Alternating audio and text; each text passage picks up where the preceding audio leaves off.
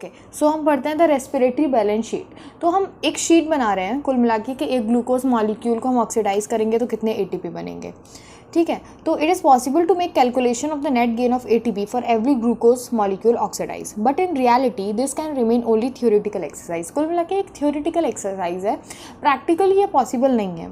क्यों नहीं है पॉसिबल? क्योंकि सबसे पहली बात, there is a sequential orderly pathway functioning with one substrate forming the next with glycolysis, TCA cycle and ETS pathway following one after another. सबसे पहले तो ज़रूरी नहीं है कि ऐसे एकदम सीक्वेंस में ही हो कि NADH2 इधर बन रहा है, यही इधर जाएगा। ऐसा बॉडी ऐसे फंक्शन नहीं करती है कुल मिला के, जैसे हम थ्योरेटिकली पढ़ते हैं। उसके बाद the NADH2 synthesise in glycolysis is transferred into the mitochondria and undergo oxidative phosphorylation. ज़रूरी नहीं है कि ग्लाइकोलिसिस में बना हुआ ATP जाए आपका, मतलब ट्रांसफ़र हो माइटोकॉन्ड्रिया। ज़रूरी नहीं है आपका NADH जो बना है वो पहले क्रैब साइकिल में जाए फिर ट्रांसफ़र हो, डायरेक्टली भी जा सकता है। ऐसे कुछ इंटरमीडिएट पाथवे ज़रूरी नहीं है आपकी बॉडी में फॉलो हो। None of the intermediates in the pathway are utilise to synthesise any other compound, ठीक है। सबसे पहले यदि हम थ्योरेटिकली पढ़ रहे हैं, सबसे पहले हम एक सीक्वेंस में पढ़ रहे हैं, उसके बाद जो ग्लाइकोलिसिस में NADH सिंथेसाइज हो रहा है वही माइटोकॉन्ड्रिया में जा रहा है, उसके बाद वही ऑक्सीडेटिव फॉस्फोराइलेशन में जा रहा है। ये हम थ्योरेटिकली कर रहे हैं, वो बात कर रहे हैं, ठीक है। और कोई भी जो इंटरमीडिएट कंपाउंड्स हम बीच में बना रहे हैं वो कहीं और यूज़ नहीं हो रहे हैं, ठीक है। ओनली ग्लूकोज, सिर्फ ग्लूकोज का रेस्पिरेशन हम करवा रहे हैं। सबस्ट्रेट तो और भी हो सकते हैं, अल्टरनेटिव सबस्ट्रेट हम यूज़ ही नहीं कर रहे हैं, ठीक है। उसके बाद बोल रहे हैं, but this kind of assumptions are not really valid in all living system. All pathway work simultaneously, बहुत सारे पाथवे साइमल्टेनियसली काम कर रहे होते हैं and do not take place one after another. ऐसे एक के बाद एक प्रोसेस नहीं होती है, बहुत सारी प्रोसेसेस आपकी बॉडी में चल रही होती हैं simultaneously. Substrate enter the pathway and withdraw it as and when necessary. आपका कोई भी सबस्ट्रेट बीच में एंटर कर सकता है और कोई भी सबस्ट्रेट हम बीच रिएक्शन से विदड्रॉ कर लेते हैं यदि हमारी बॉडी को उस सबस्ट्रेट की नीड है तो, ठीक है।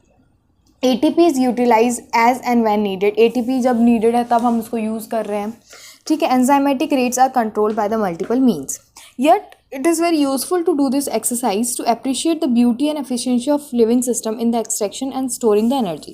पर हमें ये करना इम्पॉर्टेंट है क्योंकि हमें देखना है कि हमारी बॉडी कितनी ब्यूटीफुली एनर्जी एक्सट्रैक्ट कर रही है और उसको स्टोर कर रही है। Hence there is net gain of 38 ATP molecule during the aerobic respiration of one molecule of glucose. तो एक ग्लूकोज से ड्यूरिंग द एरोबिक रेस्पिरेशन आपका 38 ATP बनते हैं, ठीक है। फिर बोल रहे हैं, now let's compare the fermentation and the aerobic aerobic respiration.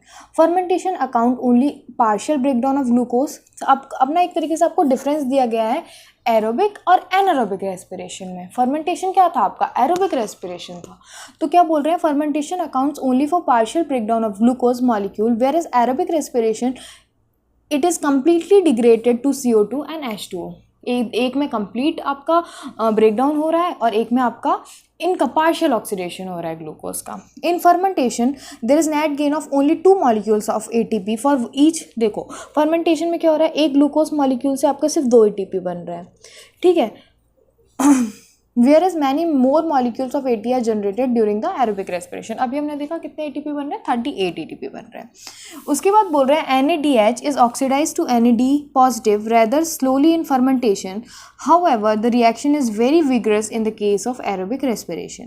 NADH जो है वो ऑक्सीडाइज हो जा रहा है NAD पॉजिटिव में स्लोली इन द फर्मेंटेशन। उसके बाद लेकिन ये जो रिएक्शन है वो फास्ट होती है किस में? एरोबिक रेस्पिरेशन में, ठीक है।